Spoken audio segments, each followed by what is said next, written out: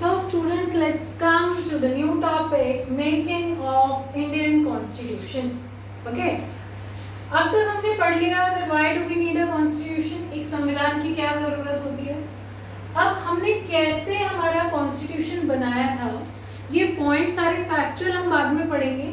थोड़ी story line discuss कर लेते हैं कि कंडीशंस क्या थी जब हम हमारा कॉन्स्टिट्यूशन बना रहे थे, हमारा देश उस टाइम पे क्या क्या फेस कर रहा था. Let's discuss this. स्टोरी की तरह समझना, कुछ रटना मत. Okay, if you will really not cramp up things and you will understand the concept, आप भूलोगे नहीं. ठीक है. अब जब इंडिया का स्ट्रगल चल रहा था इंडिपेंडेंस के लिए, तब हम लोगों को नागरिक कौन मानता था? We were not considered as citizens. हमें कोई इक्वालिटी नहीं थी, कोई राइट्स नहीं थे.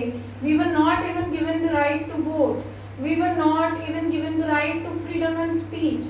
So we were not considered as citizens. हम इस देश के नागरिक का हमारे पास स्टेटस ही नहीं था. हम बस एक सब्जेक्ट थे, कठपुतली थे. British were actually ruling us. They were making us do whatever they wanted to do. और वही सब हम कर रहे थे. So अब वो टाइम आने लगा था जब हम citizens बनने लगे थे. हम सब्जेक्ट्स नहीं थे, हम कोई वस्तु नहीं थे. अब हम citizens बनने लगे थे. During this period, that after we have struggled for Indian independence, and when we were going to really make up the constitution, we were getting transferred from the status of subjects to citizens. Partition जो हो रहा था हमारी country का, वो किस basis पे होने वाला था? On the basis of religious differences. हम लोग अलग हो रहे थे. मुस्लिम लीग थी एक पार्टी, बहुत important party. As Indian national Congress was there in the struggle, Indian national movement, ऐसे ही मुस्लिम लीग भी थी, लेड बाय मोहम्मद अली जिन्ना. उनकी क्या डिमांड थी कि इंडिया में रह के हमें कभी भी वो डोमिनेंसी नहीं मिलेगी, हमें आप लोग हमारे अधिकार नहीं दोगे. We know this. ठीक है, आप लोग हमेशा हिंदू डोमिनेंसी ही रखोगे, तो एक काम करो, हमें एक अलग से कंट्री दे दो. We want a separate Muslim country that was termed as Pakistan. ठीक है, तो ये उनकी डिमांड थी. तो अब हमारे देश का बंटवारा होने वाला था on the basis of religious difference. Princely states क्या थे? कुछ इंडिया का जो पार्ट था that was under direct British rule, उन्हें बोला जाता था ब्रिटिश इंडिया, और British part of India, British colony of India. And rest of the parts जहाँ पे डायरेक्ट ब्रिटिश रूल नहीं था, वहाँ के ओन लोकल रूलर्स ही रूल करते थे.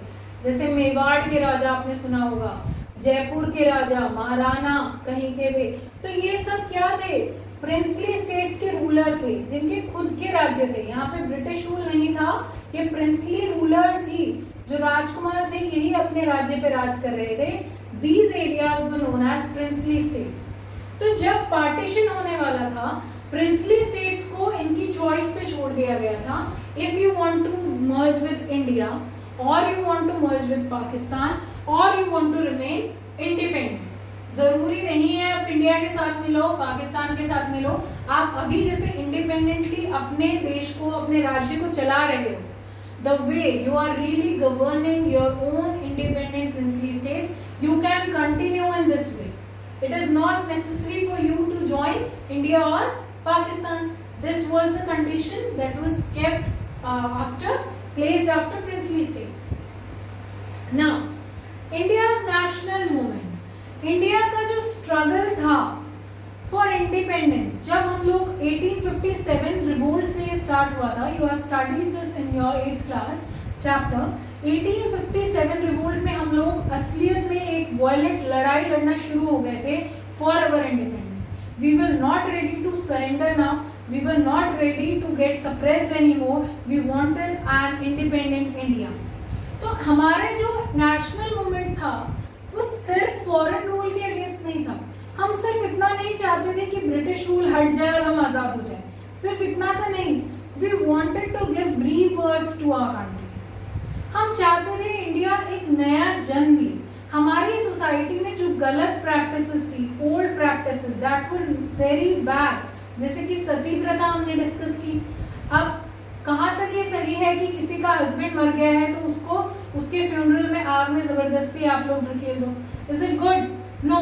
So Sati Pratha was banned in 1829 by the British government. Widow Remarriage Act came, that once your husband has died, you really not have to live that whole life like that. You can get remarried again. This was also for women.